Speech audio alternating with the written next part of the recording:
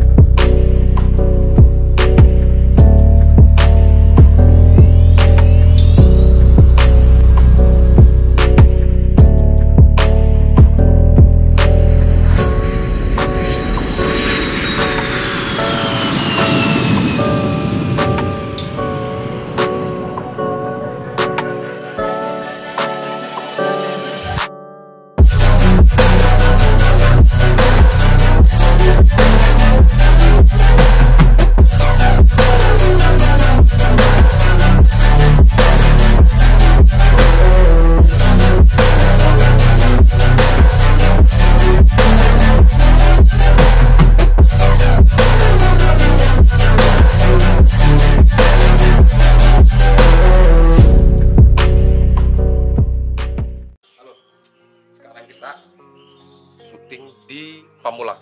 Nah, ini kisah tentang seseorang yang dulunya sering mengangkasa, terbang ke sana sini.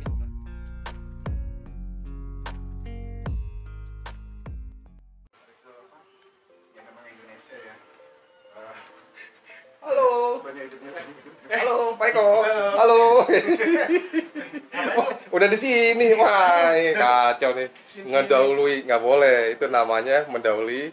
Kayak yang bis PPD. Wah, ada FC baju merah tuh. Bajunya ngeri banget tuh. Bajunya Air Asia. Wah, mantap. Oke, Pak. Apa kabar? Baik dong, alhamdulillah. Assalamualaikum. Waduh, cakep ya. Mantap ya. Sip. Nah, ini juga salah satu kisah yang menginspirasi dari Pak Andang ini, yang bisa menginspirasi kita semua. Nah, kenapa? Karena memang tidak banyak seorang pilot ya sekarang berprofesi pedagang pedagang barang rongsokan. Kata orang banyak dia rongsokan pesawat komersial gitu Pak ya. Nah, pesawat komersial selain pesawat komersial ada pesawat tempur nggak Pak? Pesawat tempur jarang sih. Jarang ya, tapi ada aja ya. Coba bayangin pesawat tempur loh, pesawat tempur yang dulu ada bom. Kalau sejauh ini nggak ikut-ikut. Jadi hanya pesawat komersial aja kalau sekarang lebih kata-kata ya. Nah, ini juga apa namanya, kalau kita bicara seorang pilot ya, ini memiliki apa nih Pak kira-kira? Jam terbang, nah, kemampuan ability, kemampuan apa, knowledge-nya juga jauh di atas rata-rata orang biasa nih Pak. Betul ya Pak ya? Nah, sebelum kita bicara mengenai produk yang dijual Pak Andang, boleh ya kita tanya-tanya sedikit tentang profilnya Pak Andang ini ya. Mantap ya. 100 above.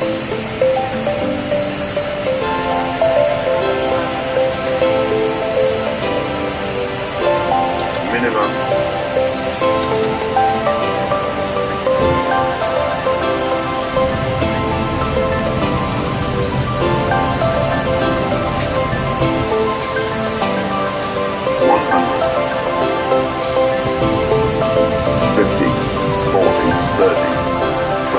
Retard.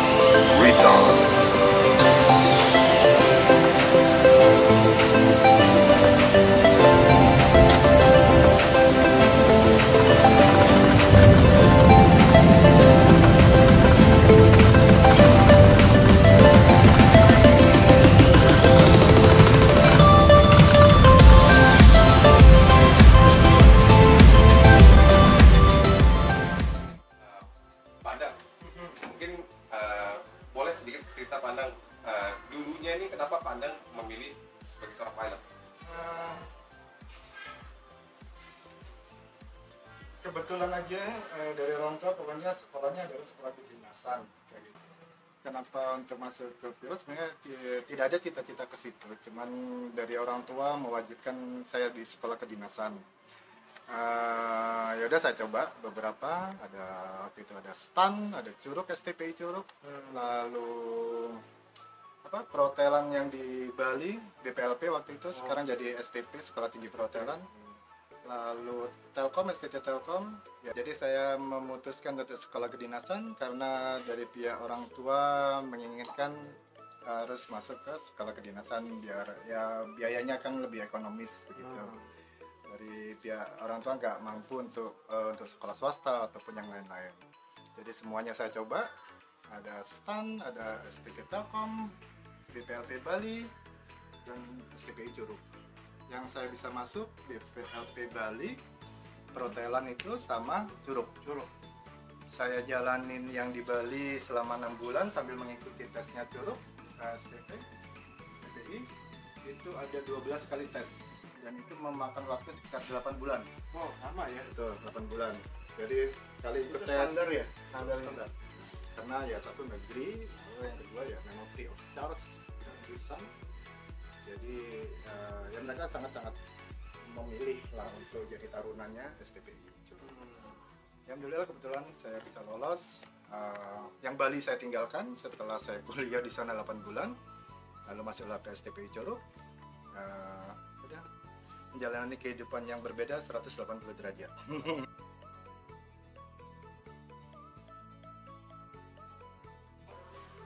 Tapi Pak, jadi pilot itu cita-cita dari kecil atau pas udah gede, saya mau jadi pilot nih, saya mau jadi ini nih, gitu loh. Ya, sebenarnya saya pribadi tidak punya cita-cita yang sangat-sangat saya kejar-kejar gitu dari kecil. Nggak pasti. Nggak pasti, Sama betul. dong. Tidak spesifik Jadi saya, pilot gitu wali Pak ya. Full of water aja kayak gitu. Ikutin arus airnya saja gitu. Flow with the water. Jadi saya makanya itu saya daftar ke beberapa sekolah kedinasan, entah yang mana saya akan lulus. Ternyata saya lulus ada di STPI Curug dan BPLP Perhotelan Bali. Keduanya negeri dan kedinasan semuanya. Alhamdulillah akhirnya saya pilih ke STPI Curug. Jadi ya udah kebetulan di dua sekolah ini saya pilih jurusan yang ya saat itu adalah grade-nya yang paling tinggi semuanya. Di Bali itu adalah di 4 perhotelan, itu artinya manajer kan, itu ya kalau yang lain kan ada di 3, di 2, di 1 gitu. Pokoknya saya pilih yang paling susah-susah lah.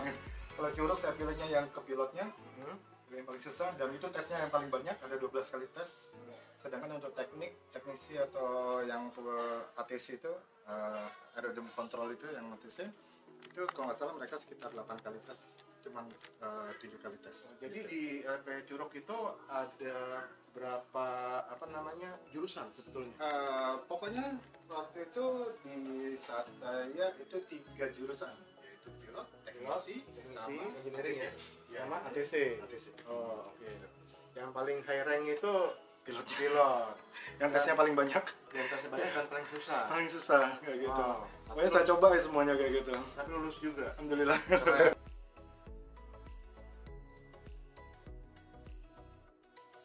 Nah ngomong-ngomong Pak Andang, itu katanya zaman dulu ya, saya juga sering ditakut-takutin tuh kalau mau jadi seorang pilot harus nyemplung ke laut katanya, harus berenang. Wah, berapa itu bener nggak sih Pandang seperti itu? Ya benar. Ada benernya juga ya? Benar. Karena untuk apa itu Pak prosesnya Pak?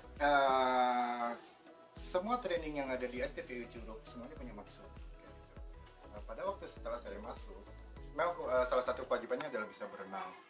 Pada waktu kita training awal, kita dicemplungin di laut sekitar Tanjung Mauk. Tanjung Kait ya, Tanjung Kait di Mauk. Di Mauk. Kita dilatih oleh Paskas dari TNI AU. Oh, langsung dari Paskas ya. Dari Militer Paskas ya. ya militer. Ya waktu zamannya itu tahun 2000-an, 95 ke 2000 itu kan yang megang memang dari TNI AU. Jadi kita langsung masuk ke laut dari perahu bootnya mereka itu, suruh berenang dari tengah menuju ke pantai. Jaraknya berapa Jarak berapa meter? ya? Meter apa kilo nih? Udah lah, nggak nyampe segitu, kita bukan tentara kok gitu. Kita bukan Apa? tentara. Itu buat masalah safety kali Pak ya, Betul. buat safety, buat 100 sampai 500 survivor ya, meter. survivor ya. Pakai Pelampung pakai, pelampung pakai. Jadi maksud dari latihan itu adalah in case kalau misalnya kita jatuh di laut dan Amit-amit ya? kita selamat amit-amit, kita bisa menyelamatkan diri untuk berenang dan lain-lain segala macam. Oh, proseduralnya ya. Dan itu akan terus kepake pun sampai sekarang. Kita ada training rutin, wet drill itu sekitar 1 tahun sekali untuk kita kru. Jadi kita benar-benar masuk kolam renang. Masuk kolam renang, kita simulasikan seolah-olah pesawat kita crash di laut. Kita berenang bersama-sama dengan penumpang, pakai perahu karetnya ada juga. Jadi ya benar-benar disimulasikan seperti hampir kejadian nyatanya. Wow. Dan harus bisa. Harus bisa. Pada waktu itu bisa berenang nggak? Waktu itu alhamdulillah udah bisa berenang. Pada waktu sekolah di Bali, gue latihan berenang tuh di situ. Oh, kalau nggak masuk kriteria lu. Tadi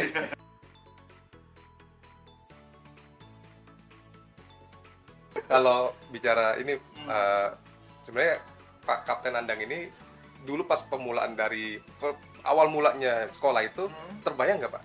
Mesti nyemplung ke laut, mesti terbang yang pesawat setinggi itu Pak? Enggak sih. Kebayang nggak tingginya segitu Pak? Itu pernah ada perasaan ketakutan nggak Pak? Khawatiran Pak? Zaman itu tidak seperti sekarang untuk internet, Google segala macam, saluran informasi nggak semudah sekarang ya. Jadi aku nggak bisa searching bagaimana sih training di Curug segala macam, nggak. Benar-benar pasang badan. Lo keterima, Blank ya, masuk, pokoknya benar blank, pasang badan aja. Jadi suruh ke kiri, nyemplung, berenang, merayap, masuk sawah. Ya ikutin aja pokoknya Ikutin apa. aja. Namanya juga gratis. Namanya juga gratis. Pasang badan aja. Penting lulus kayak gitu. Itu juga selain di air, kita juga masuk ke hutan, kita survival juga di sana di hutan, makan ular juga. Oh, sampai Iya. kayak gitu ya trainingnya ya. Ya itu disimulasikan benar-benar seperti Kejadian seni. misalnya kita jatuh di hutan, kita selamat, bagaimana caranya survival? Survival tuh disuruh makan apa aja di hutan? Yang latih pun dari orang-orang paskas juga kan ya. Paskas juga. Oh, gitu. Kayak gitu. Main ya. Nah itu sampai dengan dari sekolah awal hingga Pak Kapten Andang ini menjadi seorang pilot, jedanya berapa lama itu Pak? Waktu itu Krismon Natas tahun 98 Oh. menjadikan sekolah kita agak menjadi lebih lama lagi karena ya bahan bakar susah, suku cadang spare part pesawat susah. Jangan ya. Yang seharusnya 2 tahun bisa lulus akhirnya jadi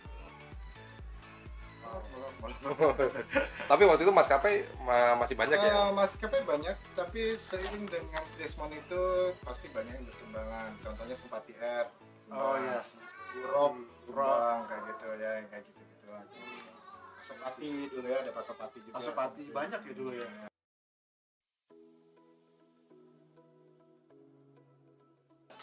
Ini kan menjadi seorang pilot kan sebenarnya hampir semua orang sudah menjadi suatu tujuan. Kalau dulu kan mau jadi apa, pilot, jadi apa, dokter.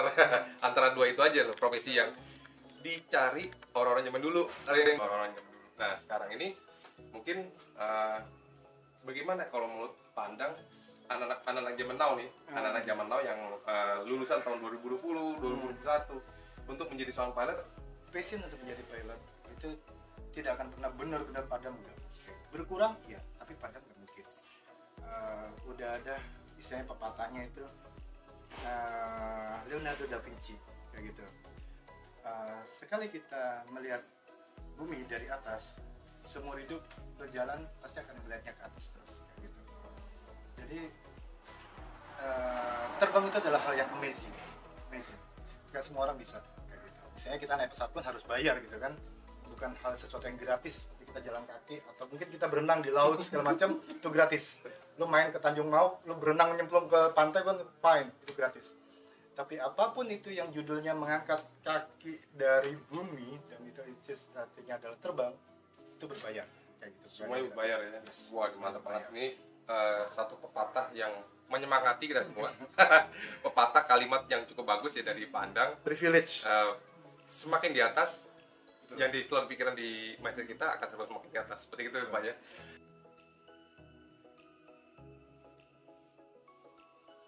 Setelah itu juga kalau mengenai potensi nih Pak untuk menjadi seorang pilot saat ini menurut Pak Kapten Andang gimana nih Pak? Iya. Jadi ya zaman bergulir ya. Jadi ada perbedaan lah pasti ya ini perbedaan pemerintahan atau dengan kebijakannya. Mungkin di saat saya kalau untuk menjadi pilot adalah gratis ya misalnya kayak gitu, sedangkan untuk saat ini ya memang biayanya mahal, jadi harganya pun sangat jauh dibanding waktu saya jadi taruna STPI kayak gitu. Akhirnya kecil kemungkinannya buat, tapi bukan berarti memutus semangat ya, pasti selalu ada jalan kalau kita ada keinginan kayak gitu ya. Intinya untuk jadi pilot ya biayanya gede, biayanya mahal kayak gitu. Tapi ya tidak menutup kemungkinan walaupun mungkin dananya pas-pasan atau kan ada beasiswa segala macam ya, atau masuk ke TNI juga bisa jalur TNI AU, karena semua matra TNI itu punya pilot kayak gitu.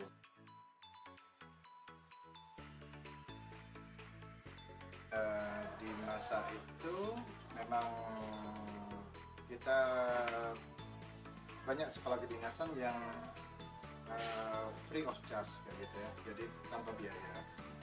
Cuma di saat sekarang pun masih ada lah kesempatan gitu, mungkin bisa lewat jalur beasiswa atau mungkin masuk ke TNI Polri kayak tiap matra di TNI itu punya jurusan penerbang.